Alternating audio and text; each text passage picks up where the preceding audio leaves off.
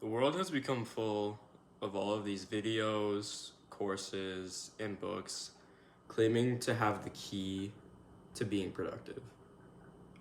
Like having that last missing piece that you specifically need in order to become this perfect version of yourself that's always productive, always stays disciplined, and is always motivated. And I feel like I'm gonna be the first one to say that that shit doesn't exist, bro. There is no key. There is no key.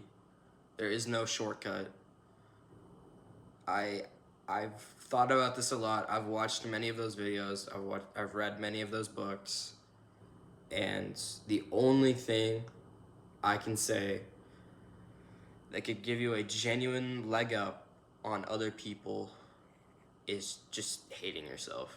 I think that's the only catalyst strong enough to make you want to change so much to the point where you are always productive. You are staying disciplined. You are, in a sense, always motivated, even though motivation is temporary. But it's, I think it's more than that because even all of these like great people who have come from nothing, the reason they are, to a degree, the reason they are so great is because they came from nothing.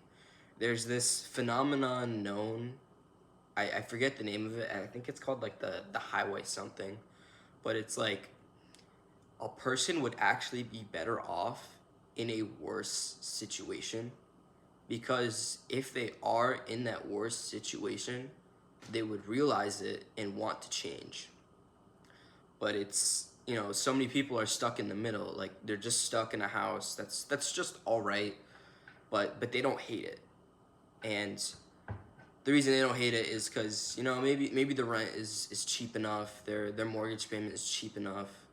There's only like a little bit of problems, like there's only a little bit of like mold or whatever, but they would be better off if the house was worse, if the house was more expensive, if the house was, if it had more mold, more problems, because then they would be able to recognize those problems and want to change it, want to get something better.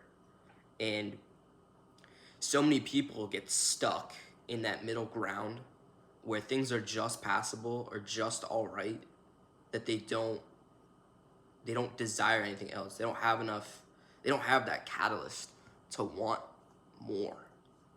And I started the video off by saying like the only way to move forward, that only catalyst is hatred.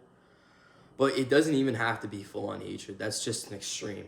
It could just be being annoyed or being fed up, and it just keeps on happening, and you're able to see the cycle, and you recognize that it's you're suffering, so you want better, you want more, and that gives you the strength to move forward.